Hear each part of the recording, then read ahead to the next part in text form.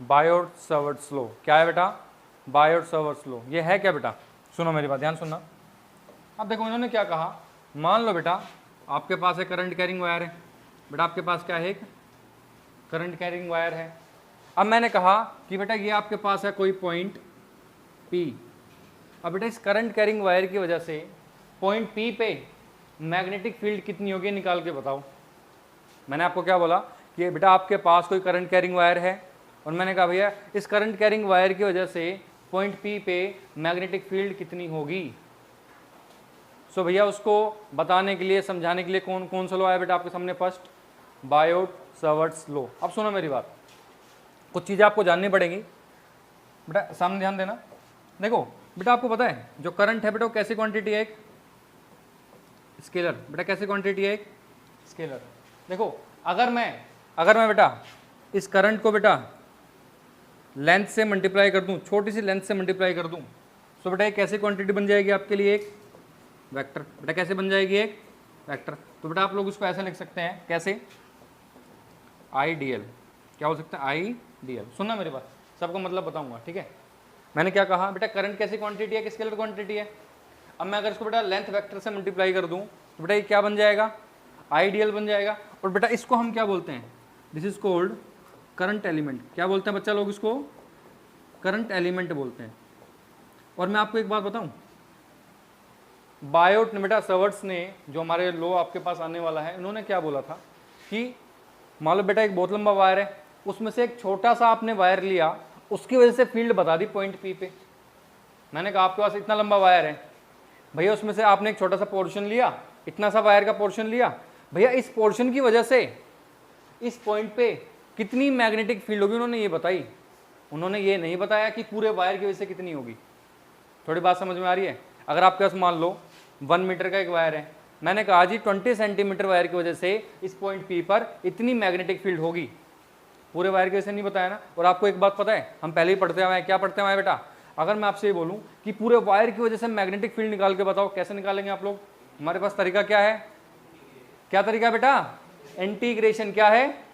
आप छोटे छोटे पोर्शन निकाल लो, उनको बाद में ऐड करना है, जोड़ना है, उसके लिए भैया क्या है हमारे पास? इंटीग्रेशन। अब सुनना मेरी बात, तो भैया बायोट ने क्या कहा, सुनो मेरा ध्यान सुनना, कि भैया आप है ना एक बेटा छोटा सा क्या लो, एक करंट एलिमेंट। बेटा छोटा सा क्या लो? एक करंट एलिमेंट लो, ठीक है जी। ये बेटा आपके लिए क्या है? आइडियल। क्या बेटा आपके लिए?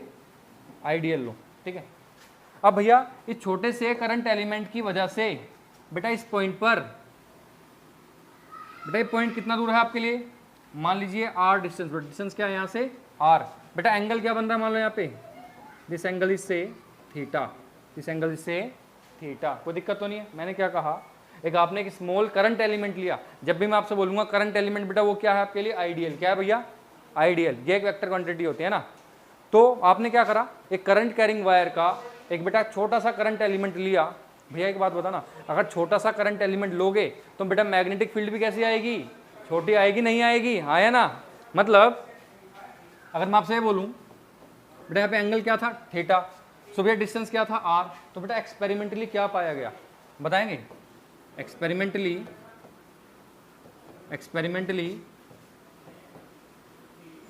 it is found that बेटा क्या मिला? मैं एक्सपेरिमेंटली बताएगा कोई? पढ़ गया है पहले? क्या पढ़ा है किसी बच्चे ने स्कूल में? किया होगा क्या? dB is directly proportional to I। बेटा dB क्या है? कुछ बच्चों को भैया डाउट आते हैं, सर dB क्या लिख दिया आपने? भैया dB क्या है? Small magnetic field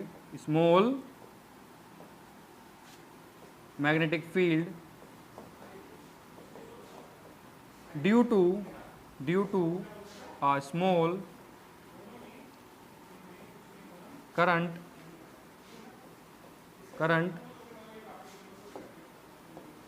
carrying element, small current carrying element. कोई दिक्कत है क्या? बताओ भैया। सो भैया एक्सपेरिमेंटली क्या मिला कि जो भैया इस करंट एलिमेंट की वजह से पॉइंट P पर मैग्नेटिक फील्ड होगी भैया किसके डायरेक्टली प्रोपोर्शनल है? भैया करंट के। भैया किसके प्रोपोर्शनल है? करंट का अमाउंट बढ़ाओगे तो भैया मैग्नेटिक फील्ड भी क्या होगी? बढ़ेगी। बेटा सेकंड हमें क्या मिला? This field is directly proportional to sine theta. किसके बेटा पर मिली हमें, साइन थीटा के मिली। और बेटा हमें क्या मिला, this field is directly proportional to dl length. और जितनी छोटी लेंथ होगी, जितनी आप लेंथ बढ़ाओगे भैया मैग्नेटिक फील्ड भी क्या होगी, उतनी बढ़ेगी। And this field is inversely proportional to 1/r², 1/r²। ये है क्वेश्चन नंबर आपके लिए फर्स्ट, ये है सेकंड, ये है थर्ड, बेटा ये आपके लिए क्या है, फोर्थ। बेटा चारों को कंबाइन कर दो, कंबाइन ऑल ऑफ दीज। तो बेटा आपको ये मिलेगा क्या, मुझे सोच के बताना बेटा क्या मिलेगा यहाँ से आपको, ऐसा मिल जाएगा D B is directly proportional to, बेटा क्या क्या आपके पास आई, फिर है मान लो डी एल, फिर है साइन थीटा, फिर बेटा नीचे क्या आ जाएगा आपके लिए, r² आ जाएगा क्या, कोई दिक्कत।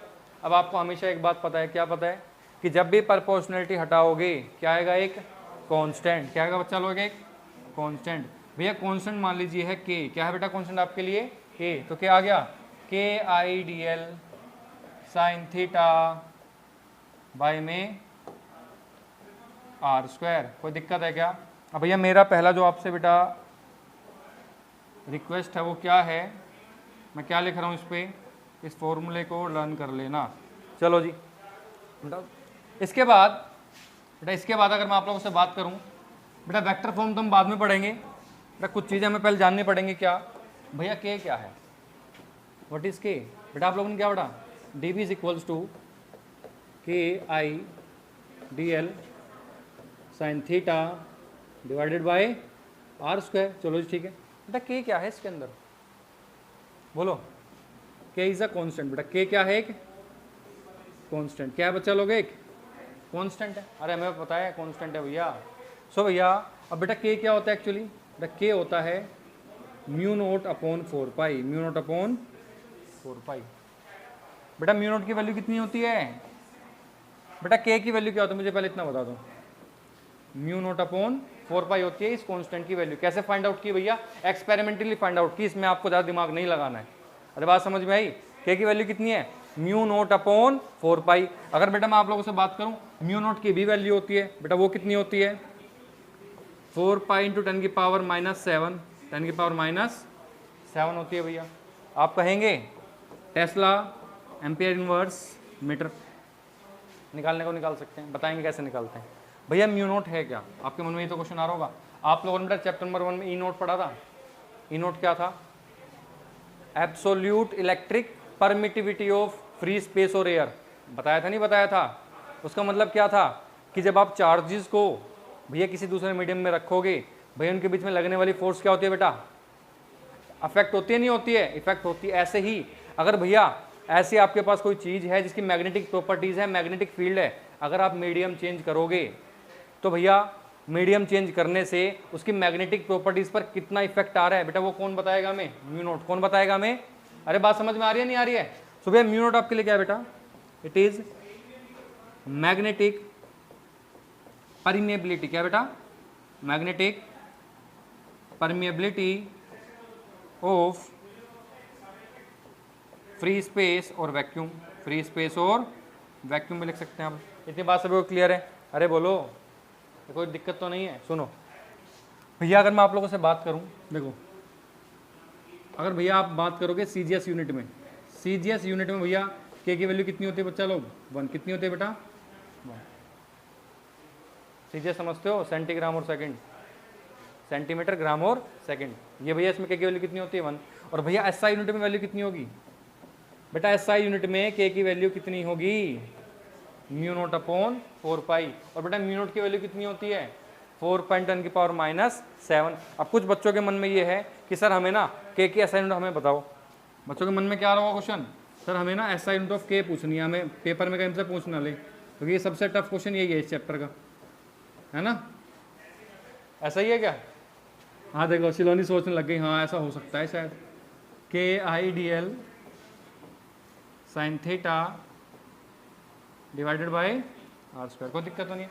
मुझे एक बात सोच के बता दें बस यहाँ पे, बेटा मैग्नेटिक फील्ड की एसआई यूनिट क्या होती है, टेस्ला। क्या होती है, टेस्ला। क्या होती है भैया, अब तुम बोलते क्यों नहीं हो, भगवान ने मुंह दिया बोलने के लिए, जब समझ में आए।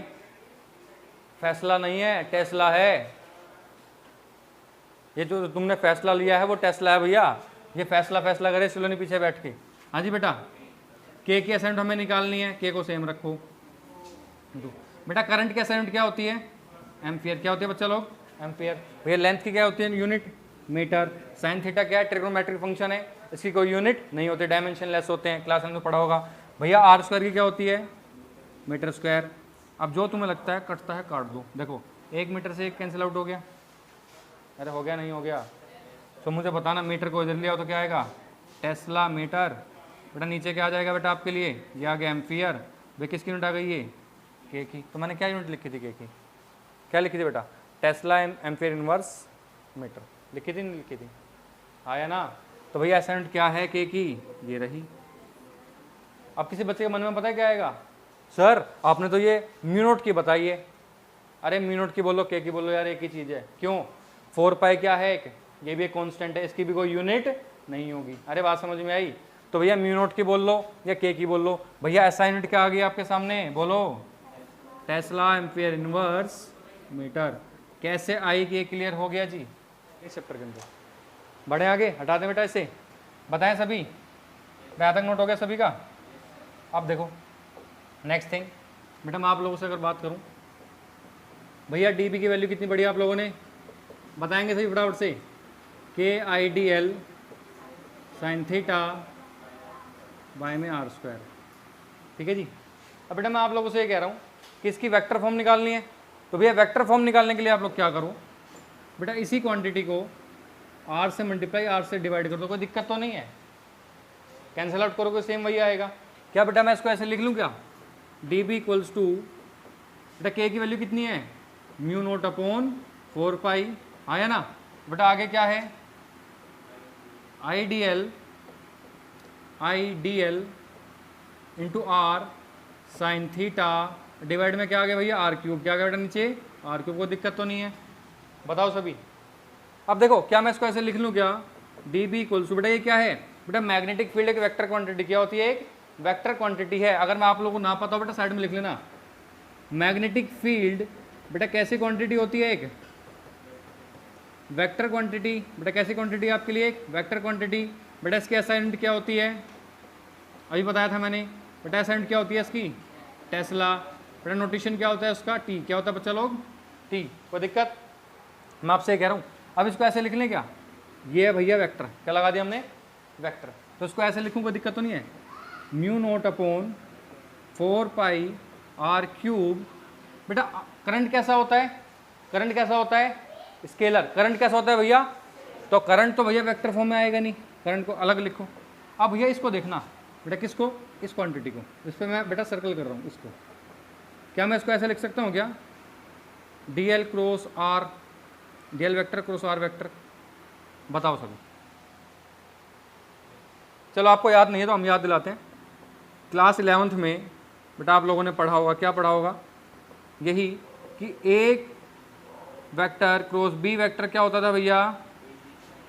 ए बी साइन थीटा, और साथ में क्या आता था? एक unit vector in the direction of the vector, है ना? जो भैया नया वेक्टर आप निकालोगे एक क्रॉस बी से, भैया उसके डायरेक्शन में क्या होता था? एक यूनिट वेक्टर। इसका मतलब क्या होता है? सुनो मेरी बात। मान लो बेटा ए वेक्टर ये रहा, बेटा बी वेक्टर ये रहा। भैया ए क्रॉस बी का मतलब क्या होता है? ए से बी की तरफ जाओ बाय स्मॉलर एंगल। बेटा ए क्रॉस बी का मतलब क्या होता है? ए वेक्टर से बी वेक्टर की तरफ जाओ बाय स्मॉलर एंगल। कैसे जाओगे भैया? क्या तरीका है? बोलो। रूल पढ़ा होगा आप लोगों ने, 2 रूल बताए थे क्लास के स्टार्टिंग में मैंने। बताओ। राइट हैंड थंब रूल, या बेटा आप लोगों ने क्या पढ़ा होगा उसको? राइट हैंड रूल है। और उसको क्या पढ़ा होगा आप लोगों ने? स्क्रू रूल भी पढ़ा होगा। देखो ए से बी की तरफ घूम जाओ, ए से बी की तरफ, मतलब जो आपके हाथ की जो फिंगर्स हैं, हैंड की फिंगर्स बेटा कहाँ जाएंगी? एक से दूसरे वेक्टर की तरफ जाएंगी। तो घुमाओ, ए से बी की तरफ घुमाओ, ए से बी की तरफ घुमाओ बाय स्मॉलर एंगल। देखो आप घूम ऐसे भी सकते हो, ऐसे भी जा सकते हो, और ऐसे भी जा सकते हो। भैया अगर ऐसे ए से बी की तरफ जाओगे तो भैया एंगल क्या हो जाएगा? बड़ा। क्या हो जाएगा? हमें बड़ा रास्ता नहीं पकड़ना। क्या पकड़ना बच्चा लोग? छोटा रास्ता। क्या पकड़ना है? छोटा रास्ता। तो भैया वो रास्ता क्या होगा? ए से बी होगा। अब क्या करना, अपनी राइट हैंड की फिंगर्स को बेटा इस तरीके से करना, और भैया फिंगर्स को कहाँ लेके जाना है, ए वेक्टर से बी वेक्टर की side by a smaller angle, छोटे एंगल से। तो भैया छोटा एंगल तो यही वाला है, देखो ए से बी की तरफ जाओ, ए से बी की तरफ जाओ, ए से बी की तरफ जाओ। भैया थम कहाँ जा रहा है बेटा आप लोगों का, इनसाइड। भैया थम क्या देगा आपको, थम देगा नए वेक्टर की डायरेक्शन, नए वेक्टर की डायरेक्शन। अरे बात समझ में आई। सो बेटा ये कौन सा रूल पढ़ा था आप लोगों ने, राइट हैंड रूल। क्या पढ़ा था बेटा, राइट हैंड, थम रूल नहीं है बेटा, क्या है, राइट हैंड रूल। या आप लोगों ने बेटा इसको क्या पढ़ा होगा, स्क्रू रूल भी मेरे हिसाब से पढ़ा होगा क्लास 11th के अंदर, मैक्सवेल स्क्रू रूल बोलते थे इसको। याद नहीं है ठीक है, वो वरना मैंने बता दिया आप लोगों को, कोई दिक्कत। अब यहाँ पे देखना, मैं ऐसा बोल सकता हूँ बेटा ए वेक्टर को मान लो डीएल वेक्टर, बेटा बी वेक्टर को मान लो आर वेक्टर। तो कैसे लिखूंगा मैं, डीएल क्रॉस आर क्या आएगा, बताना जरा सोच करके।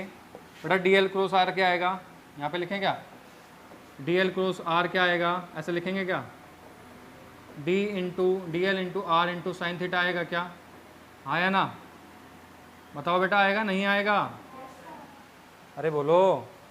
ये वेक्टर ने यहाँ पे ऊपर लगा दिया थोड़ा, एक सेकेंड, ज़्यादा ऊपर भाग रहा है तुम्हारी तरह वेक्टर भी, नीचे ले आते हैं तो ज़मीन पे आ जा भाई। हाँ ये आ गया ज़मीन पे, ठीक है। तो देखो D L R sine theta को हमने क्या लिखा, D L cross R, D L cross R. अब मैं आपसे एक बात कहूँ, कुछ मन में डाउट आ रहा है क्या इसको लेके, भैया वेक्टर फॉर्म तो हमारे पास आ गई, भैया फाइनल वेक्टर फॉर्म क्या हमारे पास जी, ये रही जी final vector form. This is the vector form of Biot Savart's law. ये वेक्टर फॉर्म तो आपके पास आ गई। अब कुछ बच्चों के मन में बेटा कई बार डाउट आता है, छोटे छोटे डाउट हैं, आ जाते हैं कि सर आपने ना D L cross R vector ही क्यों लिया, आर क्रॉस डी एल भी तो हो सकता था। अरे हो सकता था भाई, लॉजिक तो यही है।